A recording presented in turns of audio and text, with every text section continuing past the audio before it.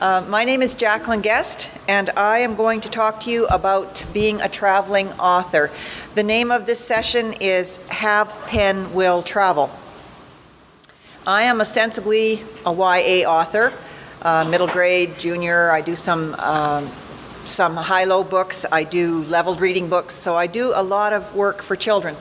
And what I have discovered is that when you are a children's author, traveling is part of the job, because the kids can't come to you, you go to the kids.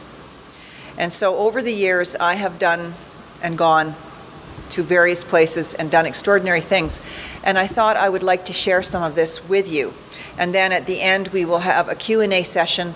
And if any of you are thinking of writing for the young adult market or for middle grade market or the high school, even the high school market, guaranteed traveling will be in your future as well. And so we can talk about how to set up a tour. We can talk about what it's like to travel, how to communicate with librarians, with teachers, to make sure that you have a seamless, smooth time on your travels. I can also talk to you about any aspect of writing, because I've been in the business for too many years, and I can help you with as far as publishing goes, as far as organizations. That's something that's not addressed in a lot of these lectures, is what organizations should you join, and this is for Canadians, what organizations are worth the dues. And that's an important consideration, because when I start adding up how much I pay a year in dues, I blow my husband out of the water, and he belongs with Apega. So I'll just get started. Now, when it comes to reading, I'm a believer. As a child, books saved me. And that is one of the reasons why I want to write for kids, because I don't think I would even be here if it weren't for my books as a child. I grew up in a very small town, no library in the school, no library in the town. My family didn't have a lot of money, and so I grew up with just two books. But I read those books over and over and over and over again. Loved it. Reading was my salvation. When the storm clouds gathered, I would climb into my book, and I was safe in the book, and I was sane in the book. But then Scholastic came to town. I know. Scholastic, brand new, out of the box, came to town. And my mom said there's 4 children in our family, she said, you each can have a pick a month. Oh, that's fabulous, except my brothers were not readers. Even back then in the 50s, boys were not readers. And so what I did is I traded the Scholastic book choice they had for their chores for the month. I would do their chores for the month, but I would get their Scholastic book pick. I was in heaven. For my brothers, I got 2 extra books. 2 extra books. I took out a lot of garbage and did a lot of dishes, but I didn't care, because I got new books. I was absolutely thrilled, because instead of my 2 books that I read over and over again, my world expanded, my universe expanded. And for me, I want to make sure that if there is a child out there that needs a book, that wants a book, that there is a book on the shelf waiting for them. And so my books often are very diverse in subject matter, grade level reading. I write for grade 3 right through grade 12. So there's a lot of different subjects for kids to read, because series are great, but not all kids want a steady diet of porridge. So if they want to read my writing because they like my style, I make sure that there is something for them, whatever age they are and whatever interests they have. So from sports right through to the latest book, Comic Book War, which has got a bit of a not supernatural, kind of a what-if feel to it. What if we can communicate cosmically? Now, I know that literacy is the single most important skill and the best gift our children will ever receive. In order that children have this gift, interesting books that grab them must be created. And this is where we, the authors, come in. And we, I mean all of us in this room, I hope. There are different kinds of books out there. It doesn't have to be a novel. Comic books, graphic novels are still valid. High-low books, we're going to have a panel on that. Leveled reading books are very short books, like 2,500 words. Those are very important books because a lot of kids need them. So there's lots of different kinds of books out there. It doesn't have to be a 600-page tome. Students ask me where I get the ideas to write my books. And I tell them that ideas are scattered everywhere like tiny seeds. The job of a writer is to recognize that these seeds of ideas, combined with gallons of wet sweat and loads of TLC plus late nights on your computer, these seeds can be grown into books. But when you write for children, as I say, be warned, you often do author visits. Lots and lots of author visits to schools, to libraries, to conferences. And personally, I have traveled from Nunavut in the Northwest Territories, 120 kilometers inside the Arctic Circle, to Dar es Salaam in Tanzania, which is, I think, about 700 kilometers south of the equator, and lots of points in between. And this afternoon, I'd like to tell you a little bit about some of these adventures, and I want you to remember, as I tell you these stories, they are all true. This actually all happened to poor me, or lucky me, depending on how you look at it. I was making a list of all the different ways I've traveled as a writer, and it started out pretty normal, that's true, with cars and trucks and planes and trains, and then it got a little weird, because I started thinking. I have been, and this is to go to work, I have been in canoes, snowshoes, helicopters, whitewater rafts, dog sleds, snowmobiles, gondolas, the kind that float, and even a glider, and a hot air balloon, which was granted part of the research as well, but it was a lot of fun. I gave up after that. You have to be flexible and ready for anything when you're on the road. Every culture has different normals, and that's something else we need to remember. Just because it's very strange and weird to you to take a dala to school, which is like this weird old bus or not your usual, for people that live there, that is their normal mode of transportation, life, food, and you have to be able to live with it. If you are a diva, do not take on writing for kids, because you won't be able to handle it, because the rooms aren't going to be what you expect, the food is not going to be what you expect, and the kids won't be what you expect. It wasn't like what they told you. Every culture has different normals, and that is important to keep in mind. And those author visits that I mentioned, they can be interesting too. I was at one of my first author talks, and oh my God, any librarians in the room here, you'll like this. I was at one of my first author talks, and I was nervous, and it was a whole giant world of nervous, because I wasn't used to talking in front of people. I stood at the front of the gym and stared out at a sea of grade 4 and 5 faces sitting expectantly on the floor, and there were about 100 kids. It wasn't exactly a flash mob, but for somebody not used to speaking, that was a lot of kids. And it was pretty scary. I started to speak about my sports books, and as I continued, I saw the kids were interested in listening. I took a deep breath and I began to relax. One young lad smiled sweetly at me, and I smiled back. My first fan. I was excited. And as I continued chattering on, I noticed the young man unzip his backpack, then pull out a brown paper bag. I thought. Maybe he brought me, his favorite author, a present. He hefted the bag, and that sweet smile turned into an evil grin. As I watched, now I'm lecturing these kids at the time, right, talking to the kids, not lecturing, but as I watched, he wound up, and with a mighty effort, he threw that bag high in the air. And about then, I decided this might not turn out the way I'd expected. Well, as we all know, what goes up must come down, and that bag did just that. It came down, and when it hit the gym floor, it exploded. Flour sprayed everywhere. Little girls screamed, and gleeful boys giggled, and frantic teachers scrambled, and oh my God, they did, because everyone within like a 10-foot radius was covered in white flour. It was incredible. How the kid had the balls to do this, I don't know. I would never have thought of doing something like that when I was in grade 5. But then I was never a grade 5 boy. Now, I hadn't done many author talks, but I was pretty sure it was not supposed to go like that. Somehow we limped through the session. We did. The kids just cleared away from the ground zero. And when it was done, that child was made to apologize to everyone. He had to stand up. He apologized to everyone, all the students, all the teachers, and he even apologized to the janitor, and then he stayed and he had to help the janitor clean it up. But what was really scary was that the lecture was originally intended to go in the library. And I thought this kid knew we were going to go into the library, and he was going to take a bag of flour into a library and do his deed. And I thought that librarian would have sent her over the edge, would have sent me over the edge. So any librarians in the room, there you go, we were saved. Life is full of embarrassing and challenging moments, but as I tell my kids, you can never give up. And never give up on your dreams, and never give up on yourself. And this is especially important when you are pounding away on that sagging middle and you think you are never going to get that book done and it's never going to be published.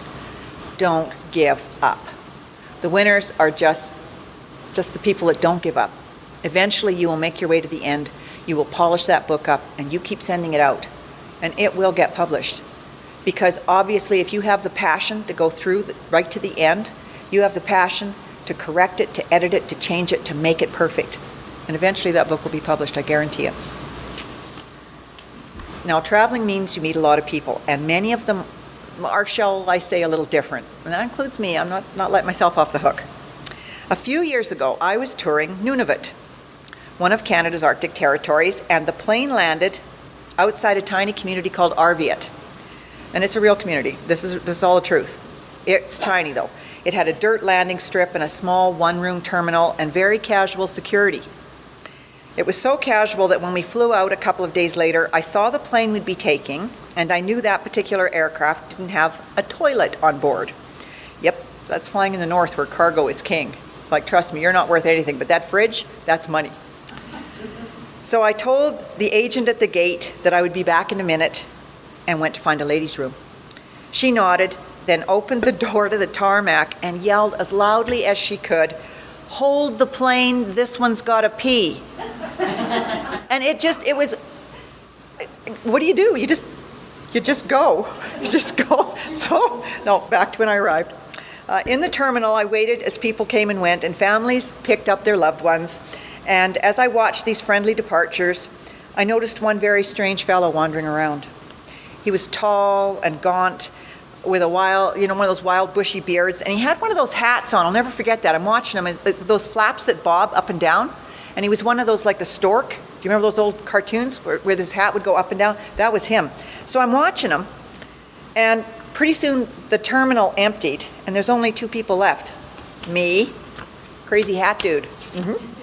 And I started praying, "Don't be my ride, don't be my ride, don't be my ride." And he moseys over and he goes, "I'm your ride." Great. Okay. We hauled all my stuff outside, and it was night. Well, night. It gets dark early up there.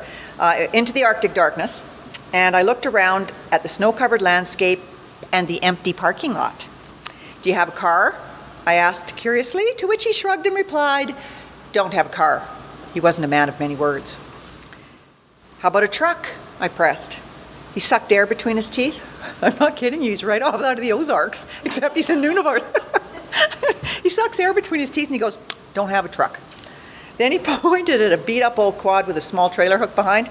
He goes, "That's old Bessie, we'll be taking her." Great. So we loaded all my stuff on the trailer, but I had one suitcase too many, and that one he strapped to the ATV like a dead deer across the hood of a Chevy pickup. It was just like, okay. About then, something occurred to me as I watched the village lights twinkle in the far, far distance.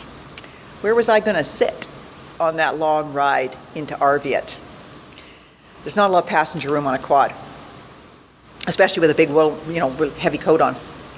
I politely asked the gentleman this question, and he answered with a gap-toothed smile, "It's butt to crotch time, lady." Author lady from the south, and I'm going, "It's butt to crotch time, lady." Okay. And it was. We bombed across the tundra to the outskirts of Arviat, and I started looking for the hotel as we sped through town, and then sped out of town. From my vantage point, literally stuck to the back of this guy, I saw the houses receding and the frozen shores of Hudson's Bay looming in front of me. About then, I wondered if my first visit to the far north was going to end up well. We pulled up in front of this, it was a little shack. It was this little shack thing on the edge of the shore of the Hudson's Bay. And we stopped. And I said, "Do you have to pick something up before taking me to my hotel?" I asked hopefully. "Don't need a hotel," he grinned. "You're bunking with me." And I'm thinking, I'm hoping he really was the guy that was supposed to pick me up, because he's bunking. "You're bunking with me?" Okay, great. We went into his house and I stared, and there were harpoons and nets and traps on the walls and lots of dead animals hanging everywhere. And it was one of the, like, really low ceilings, and he was a tall man, so he was like this hunched over, and he's got all of this stuff hanging around, and it's very small rooms, cramped quarters, and I'm looking around and I'm thinking, oh man, okay, we can do this. But you know, I'm tough, I'm strong, I'm resilient, I'm a kid-lit author, I can handle it. And I stayed, and I am very glad I did, because for the next week, in between school sessions, there was a parade of hunters and elders and visitors and friends, and they all came over to see him. He was a fixture in the community, and they brought with them their stories and their tales of the North. And I drank more bush tea than I ever want to admit to. And I got all these stories from people. Amazing stories, because they were real. And to me, that was worth the trip up there and staying with this very strange gentleman. So I thought, you know what, that sort of set the tone. When you're traveling, you have to be flexible. Don't push back from it. Embrace it, because you are going to learn amazing things. Now, I write for a wide range of readers, and I have a variety of topics, including sports and historical, as well as teen mystery novels. And one of my teen books showed me the power that we as writers have. Wild Ride is one of my books, and it's about grizzly bear poaching in Banff National Park. Now, poaching, it's horrible, it's horrific. They'll kill a bear, and all they do is chop off the paws, and they'll take it, or they'll kill a bear and they'll rip out the liver. And sometimes the bear's not dead when they're mutilating the animals. It's just horrible. And when the book came out, it got a lot of press. It was in newspapers, and I got interviewed and all that stuff. And I was asked, if you don't, if you were so dead set against this poaching, what do you think of the spring grizzly bear hunt, where you give out 80, 90 tags to legally kill 80 or 90 grizzly bears? And that was the reason I had written the book, because I am against the hunt, but I can stand on a soapbox and yell, and I will reach a small crowd. But if I use my pen, if I use my power, I write a book about it, I will reach a much wider audience, and I did. And so I was able to talk about the spring hunt, how it should be stopped. I live in the mountains. I know the grizzlies aren't as plentiful as they are wanting you to believe. And the year that book came out was the first year they put a moratorium on the hunt. And I like to think that the book had a little bit to do with it, simply by raising the profile. So there is power in the pen still, ladies and gentlemen, so don't put your pens down. Research can be exciting. While doing the research for another of my books called Racing Fear, I went to the Rocky Mountain Rally. Now, you guys are here in Calgary, so you're close to the Rocky Mountain Rally. And what rallying is, it's where cars race through the woods as fast as they can on dirt roads and gravel and snow and muck and all the rest of it. And I was able to ride the first stage of the race with Sean Bishop, the rally master. We're the only ones out there, so we're rocketing down this, and it was like a goat trail. It was really narrow, and it was all gravel and washed out. We come around this blind corner, and there's the TSN Cube van, and it's broken down on the road, and it's filling the road. It's a fire road. There's nothing there. This thing is just filled the road, and I'm thinking, oh my God, this is really going to get ugly in a big hurry, because on one side there was a wall, the mountain wall was there. The other side was a drop-off down to the river, and I thought there's nowhere to go, and we are going too fast, because by the time we came around the corner, and we're going about 100, the van's just right there. Well, Sean Bishop, he is one hell of a driver. He just turned into a champion, right, like before my eyes. His hands got tighter on the wheel. He cranked it hard right. We went off the side of the road, down the embankment. We threaded our way through a boulder field, and we never touched a one. He came up through a bunch of trees, again, missed every tree, came up behind the van, and then we kept going. Like, I thought we should stop and at least give me some oxygen or something, but no, he just keeps going. I thought I was going to throw up in my helmet. And I said, oh, Sean, you didn't have to do that just for me, the author lady. And he goes, oh, no, it's all part of the service, Mrs. Guest. But he was on the mic right away, because the next car out was a WRX Subaru, prepared, right, rally prepped. And it might not have turned out as nice when he came around that corner. He would have been going a lot faster than we were. So it was really exciting, and it led me to be able to write some very exciting scenes in my book. So again, everything goes into the hopper, and you never know when you'll need to pull it back out and put it into your book. For me, all of this stuff, I do it, and my husband can't believe it because at home, I don't do any of this stuff. And then I go out on the road and I come back with all these stories, and he can't believe that I do this on my own. He thinks I can't function without him. When I write, I think about this, and this is what you should think about as well, ladies and gentlemen. Long after we are dust in the wind, someone is going to be reading our stories. We are still going to be entertaining young readers of the future, telling them amazing tales and getting them excited about reading. We will be remembered as the ones who created that special story that they love to read. If we do our jobs well, a writer creates a lasting legacy. We build time machines. We do. And here's something to think about when you're typing away next week on your manuscript. Do you think about your book? What is really unique about your book? What is different about your book? Something an editor will be interested in. It's not just your story. There's something unique about that story that drove you to sit in front of that computer for all those months to write that book.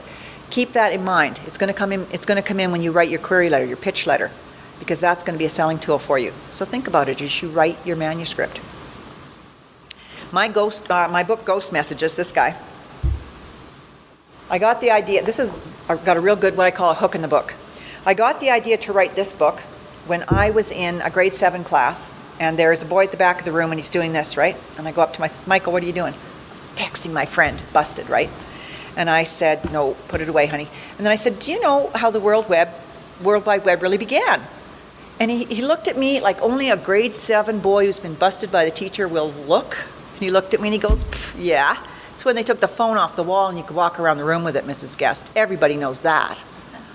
I said, no. Just that tone, no. I said, no, it started way before then. I said, it started in 1865 when they laid a cable under the Atlantic Ocean from Ireland to Newfoundland. That was when the world changed forever, because that was the start of worldwide communication. Before then, you had to write a letter, put it in an envelope, sail it on a ship over to England. When they laid that cable, that message traveled at the speed of light, 186,000 miles per second, and the world has never been the same since. That was just as important as the discovery of fire or the invention of the wheel to me, because it changed the way we communicated. And I thought, this kid, he's not a stupid boy. He just didn't know. He was an uneducated boy. That's different. And I thought, if he didn't know, maybe lots of other kids don't know. And so I set about writing Ghost Messages, the story of laying that cable. But when you write for boys or girls, you have to have the hook in the book. And I thought, I need something different. So what I did is I put a Morse code question at the start of every chapter. You have to decode it. The answer is in the chapter, but you have to use your critical reading skills to find that answer. And I know what kids, this is my first rodeo, kids pick up the book and they go, right, and they flip to the back for the answers. Nothing back there but a Morse code alphabet. Answers aren't in the book. You have to find the answers. I found that was a very effective tool, because kids read the book and they got more out of it because they were reading to find the answers. And I wanted to make it different. And so I put, this is an English ship. Of course, it's the age of sail and steam. And I put two Irishmen aboard that ship. One is Ailish O'Connor, the other is Paddy Whalen, and they are the only Irishmen aboard an English ship. And at that time, there was big fear that the Fenians were going to invade Canada. And if they invaded Canada, the only way to get help from England would be to write a letter sending for troops and then ship them back. When the cable was laid, that cry for help would have traveled at 186,000 miles per second, that the troops would have arrived much sooner. And so there was a real fear this cable would be sabotaged, and this is real. When they were laying the cable, the Fenian invasion was very imminent, was waiting in the wings. They were already in Canada, in the United States. They were going to invade Canada, hold it hostage until the English got out of Ireland. And so this threat was real. And then, and this happened in real life, this is a piece of the transatlantic cable. It is a 1-inch thread 4,000 kilometers long, 8 kilometers under the Atlantic Ocean. This thing didn't take much to damage it. And when there was a spike driven through it, it shorted the cable out. And I thought, I'm reading this in the history books, and I'm thinking, oh my God, history has given me the hook in the book. I'm going to put an Irishman aboard that ship. Who do you think's going to get blamed? The only Irishman aboard that ship. And so that sets up the problem for my protagonist. She has got to save Paddy Whelan because the sailors are going to throw him overboard. So there was history, provided me everything I needed. It also gave me one of the most important selling features for kids. And by selling, I don't mean money, I mean to get them to read the book. There is a supernatural element in this book, a ghostly element, and it's real. It's documented. It's in the ship's lore. And it was, to the sailors aboard that ship, it was real. They were not going below decks, absolutely not going below decks. And they discovered the reason for this when they tore the ship apart. And they discovered this mystery. They found the solution to it, and it was so creepy, it was so horrible. When I read it at night, it was like 2 a.m, I read it, and I woke my husband up and I said, listen to this. History's given me the real hook for this book. And my husband said, I'm going to be so glad when that book is done and I can get a good night's sleep. But it was unbelievable, because when they tore the ship apart, and by the way, it was held together with 3 million rivets. It's the age of iron ships with rivets. They had to invent the wrecking ball to tear the ship apart. And that's when they discovered this gruesome, terrible secret that let me write the book with the hook. And the cable, by the way, next year is the anniversary. It's going to be 150 years old. Can you imagine? Yes? You can't not tell us what the gruesome, horrible secret is. Oh, yes, I cannot tell you. No, 'tisn't. No, 'tisn't. I want you to read too. No. Now, you got to remember, as authors, we control the horizontal, we control the vertical, right? We control every aspect of the universe we create in the pages of our books. And that means often, when you're writing fantasy or science fiction, you can create whole worlds according to your own formula, if you will. But remember, though, ladies and gentlemen, you have to be true to that world. If you have a world with 1/6 gravity, that has to maintain 1/6 gravity through the whole book. You can't suddenly have this crushing, terrible, pressing gravity unless you give a very good reason, a meteorite strike, a solar flare. So that's what's cool about writing history, is it's already given to you, but it's a double-edged sword because you can't change history. I had one boy, we were writing an exercise, write about your favorite hockey player, because that's a good thing for boys to write about. So he's writing this story, and he wrote the story about the Stanley Cup, except he had the wrong team win. And I said, you've got the wrong team winning. He goes, no, that's my favorite team. I want them to win. Well, you can't, because that's not the team that won the Stanley Cup last year. So history is fun to write, but you got to keep in mind that you can't change it. Now, I should put a note at the back of your book and say, I really should. Okay, I get a little literary license here. Yeah? Right?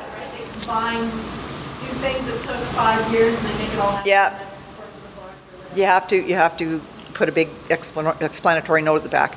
Now, when I launched that book, it was a lot of fun. I went to Newfoundland to launch it, of course, because of the cable. And do you guys know what a bucket list is? Right? Things you want to do before you die. One of the things on my bucket list was to see an iceberg. Now, I'm from the prairies. We don't get a lot of icebergs here. I wanted to see an iceberg. But the problem was I went down in September, and they don't get icebergs in September. You get them in the spring when the glaciers are calving. But you know what? The universe loves me, and there was icebergs spotted in Twillingate Bay, North Newfoundland. Got in the car, drove 5 hours to see an iceberg. But, ladies and gentlemen, I not only saw the iceberg, I stood on an iceberg. Very cool. Okay, it was a chunk of one that broke off and washed ashore, and I stood on it, and I had my picture taken and everything, but it technically was an iceberg, so I can check that off my bucket list because I did stand on an iceberg, and I cooled my drink with it, and it's true, glacial ice is much denser. It took forever to melt. It was really an interesting process. But while I was there as well, Hurricane Maria hit Newfoundland, and I, again, prairie girl, not a lot of hurricanes out here, and I thought, what would be a really cool thing to do in a hurricane? And this is the truth. Wild winds are whipping. I went down to Cape Spear, and I flew a kite in a hurricane. And that I tell kids this and they're just gobsmacked. Why would you do that, Mrs. Guest? Why wouldn't I do that? More to the point. And I went down there, and the winds where they were just howling, and you let go of the kite and it just whipped it out. And the next stop was Ireland. That thing just howled. And my husband was with me, and he is, oh, God bless him, he's wonderful. But I'm there and I'm fighting this kite, and it's dragging me across the grass, right? Because this thing is howling and the wind is pulling me. And my husband goes, stand in front of the catch fence, hon, just in case. Because next stop, like Cape Spear, if you've ever been there, it's a cliff down to the ocean, and that's it. It's the most easterly point in North America. But I thought he could have been a little more supportive than that, like maybe grab my coat or something, but nope, just stand in front of the catch fence. You'll be fine. Yep. Now, one final topic I want to talk to you about is my new book, and that's Comic Book War. And this book did something for me that I didn't think it was possible anymore. It made my brain go, what if? I gave a lecture on it this morning upstairs. It was a lot of fun. Because I got the idea for this book, I went with my husband to a geology lecture on the extinction of dinosaurs, and in the lobby was the Calgary Astronomy Society, and they were there talking about meteorites. And I was fascinated, and I started to think, what if you had a meteorite? This meteorite that has been traveling around the galaxy forever, a piece of a star, a piece of a comet, billions and zillions of years, not just miles. Think about where a meteorite has been. What if you found a meteorite like that? Well, the universe does work in strange ways, because that got me started to think about it. Then I went to Banff, and I was snooping in the stores, and I found this.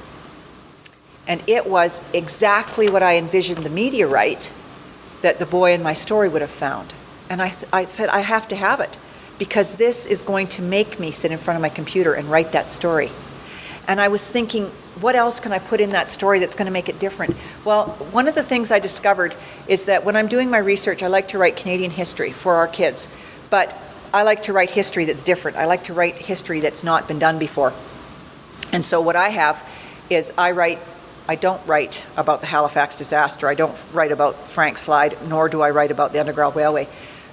When I was researching the war, I discovered there was no books here about the home front. What happened at home? The victory gardens, the scrap drives, all of that stuff, the rationing, all of that stuff that happened at home. That was also part of the war effort. And I thought, I'm going to put that into this book as well. And so this book is about a boy whose family is here in Calgary in 1943. He has 3 brothers fighting overseas. Now, this is a book ostensibly about coping skills, because what happens is when Robert finds this meteorite, something strange begins to happen to him. He starts realizing that in his comic book superheroes are showing him what's happening to his brothers overseas.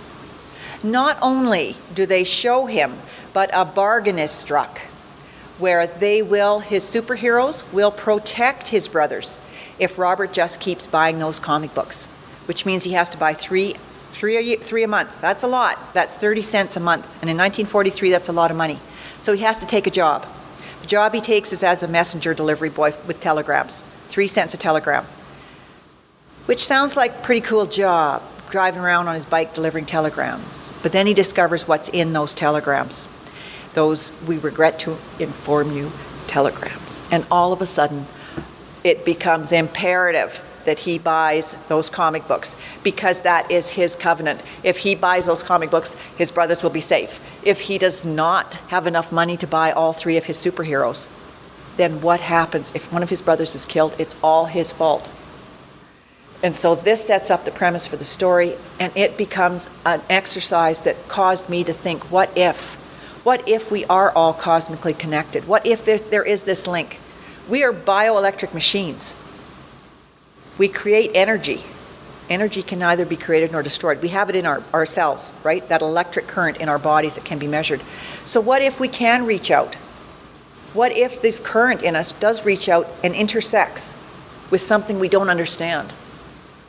Who is to say that this electric current, this connection that Robert has with his superheroes, doesn't exist? Maybe his thought waves are just enough to keep his brothers from stepping on a landmine? We don't know, but it makes for a very interesting premise for a book. What if we are all connected? I also wanted to write this book because I found out that during the war Measures Act prevented periodicals from coming into Canada. That meant comic books. There was no American comic books in Canada, no Superman, no Batman, nobody. And so our kids had no comic books. And what happened then was the Canadian comic book industry sprung up. And we had our own superheroes.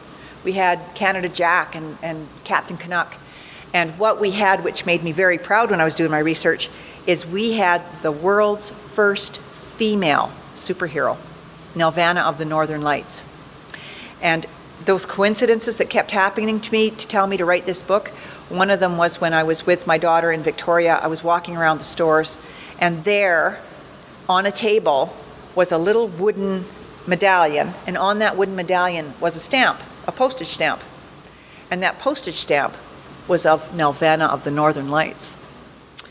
And I had to buy it, of course. And what that told me was that I think there really is a cosmic connection. I think we are all linked. And so when you put out those waves out there, ladies and gentlemen, put out good waves. Make sure that you put out positive energy out there, because it just very well might come back at you. And if you are putting out positive energy, you want to connect with like-minded energy so that that energy that comes back to you is just as positive.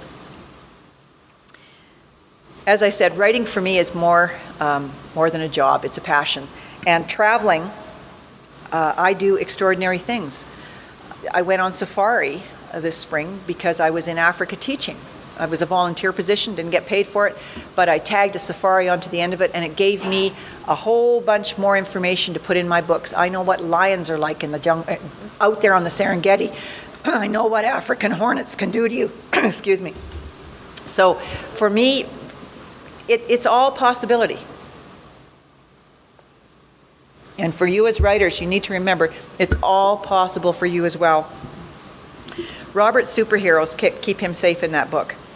And I think that we as writers can create safe worlds for a lot of children out there by giving them books that they can escape into, books where they can be safe, books that give them coping strategies.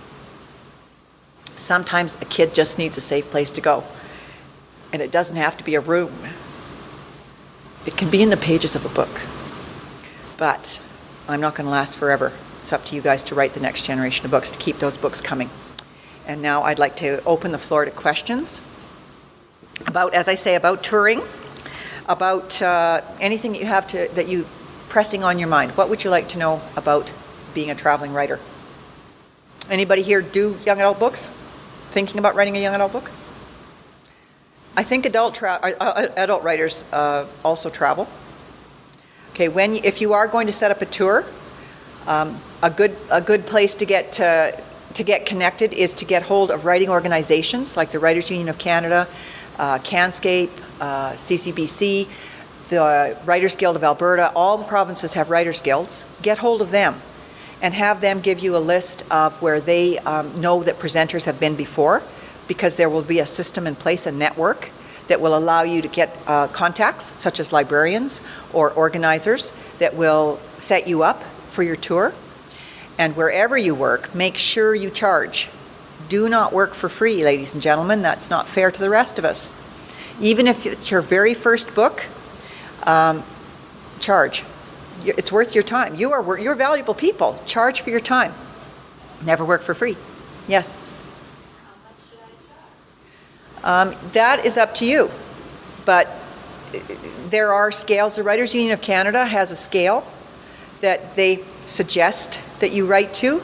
Ontario has a very easy system, $250 an hour for a session. There you go. Done. 4 sessions a day, it's $1,000 a day. But that has to cover all of your expenses, including your freight and your food. So that's why it sounds high, but when you start adding it all up, and man, getting around Toronto is an expensive proposition. So, but once you have set you have a set scale, that's fine. You can give them deals. If I'll charge you $200 for a day, half a day, $300 for a whole day, and then it gives you the incentive to hire you on for the whole day. You're there anyways, you may as well. Good question, though. Yes, ma'am, at the back. How physically demanding is a schedule set up by a publisher? I have obvious limitations, plus I need to arrange for dialysis 3 days a week. Yes. I'm not making the rest of the day after. It is very demanding. It's a tough gig, I'll be honest with you. But my best friend was in a chair, Mary Blakesley. She's one of the most brilliant children's writers ever. And she simply made sure that they were aware. She only worked half a day at a time. And she made sure that half day was her hours, not theirs, so she didn't have to show up at 7:30 in the morning to set up. And her lectures were that. They were lectures. She was a wonderful storyteller, of course. And so she would come in, the group would be assembled, and she would tell stories about her books. So she didn't have to carry a lot of paraphernalia with her, which makes it much easier. I need a Sherpa when I go, because I do a history presentation that's got 50 artifacts, buffalo horns and furs and pelts, because I'm Métis girl, right? It's my history. My great-great-grandfather worked for the Hudson's Bay Company as a voyageur, and the Northwest Company. I've got the pay stub, a copy of the pay stub from the archives. It's astonishing. So if you're going to set it up, your publisher should do all the legwork for you, your publicist. That means hotel, tickets for planes, trains, and automobiles. If you need a bus instead of a car, they should make sure that that's in place. And they should take care of all of that for you, to make sure that you are not inconvenienced. You're on the road. They know that that's tough, and you can't change things once you're on the road. It's not like you can rearrange your schedule. Everything is set then. But they should take care of that for you. And if you are doing it, be a hard liner. If they say they want you there at 8, say, no, I can't get there before 9:30. Set it up for them. And if they kind of go, well, it doesn't match our bells, change your bells. You have rights as well. So remember, you have the right to say no. Okay? I know you're a very nice woman, and I do know that, but sometimes you have to be firm. You're the boss. Okay? Yes, any other questions? Any other questions? Yes, ma'am. It really doesn't have to do with that. I need to know what those two. Yes, the 2 books that we had the first 2 books that we had. Sorry, say again? The first 2 books the 2 books that saved your life. I need to know. You do? I need to know which 2. Though that's true. That's absolutely true. One was called A Child's Book of Bible Verse, and that taught me morals and ethics, to listen to my parents, not to lie, not to steal. And the other was Alice in Wonderland, Through the Looking Glass. And that book taught me the whole other thing, smoking caterpillars and girls that break rules and go down rabbit holes. And oh my God, that absolutely turned my imagination on, because when you only have those 2 books and you read them carefully and over, and the world expands and the colors become very vivid and they become 3D images in your mind. And you can hardly wait to turn the page because you know the tea party's coming. And to me, I love those books. Because, as I say, it didn't matter what kind of war was going on around me. I had my books. And that's why I could never understand my brothers who didn't read. How did they cope? And then I realized they coped by simply getting into the fray. If you can't beat them, you join them. And so different approaches. Different approaches to strategies for survival, really, I guess. Yes? I actually work as a school counsellor, and one of the things I find very frustrating for the kids I work with is often their reading age is below their actual age, and the stuff that they're given to read is dribble. It's dreadful crap. And I would like to look to crafting some stuff that's more interesting for them and more appropriate for them, but still that is going to be achievable for them. I don't know how to begin. Okay, and you know about high-low. I was just going to say there's a high-low workshop. Yeah. Leveled reading, high-low. High-low is now this is what's really sad. It's high interest, low vocabulary, okay? It used to be a niche for struggling readers, a small part of the library. And now it is the bulk of the library, or high-low books, written below grade level because our kids in grade 7 and 8 are reading at about a grade 2 level. And sadly, it's a fact of life, but if we can get them reading and give them the right book so that they continue to read, their skills will improve. But it's giving them the right book. And high-low is hot, hot, hot, and I am sad about it, but I know what the cause is. The cause is they simply don't shut off that computer, and they need to read. And yes, it's hard, and yes, it's slow, but it's worth it. It's worth it, and it's convincing them that it is. So, as a counselor, it's tough to find the right book. I have a book called At Risk, and it's about street teens who end up being sent to a ranch where they use equine therapy to help the kids. And that book I have found a lot of, not just it's the girl protagonist, but in the book, her counselor is just as messed up as the girl. But of course, the counselor doesn't see it. So the kids like to read it because it's not just about a screwed up girl. It shows you a person in authority can have troubles and problems too and not recognize it. And so, you find these kind of books that you think your kid might like, your child that you're trying to connect with, and tell them, give them the right to back away from the book. If they are reading a book that's too hard or too boring or doesn't interest them, they don't have to finish it. Let's go find a different book. And that's why librarians are such a valuable asset, because they know their book's cold and they know their kids. And if they know that a kid that might like this particular book, they will approach the student and say, have you looked at this book? You like comic books. This one's all about, kids that comic books come to life for them and can control the future and control things happening overseas. I got the best review in the world for this book, and I've had a Kirkus review on it. They liked it. I had Quill and Choir. They liked it. But this was by a teacher gave this to a grade 10 student who was a reluctant reader. Didn't like to read, but he liked comic books. Teacher gave him this book. He read the book, told the teacher he couldn't put it down.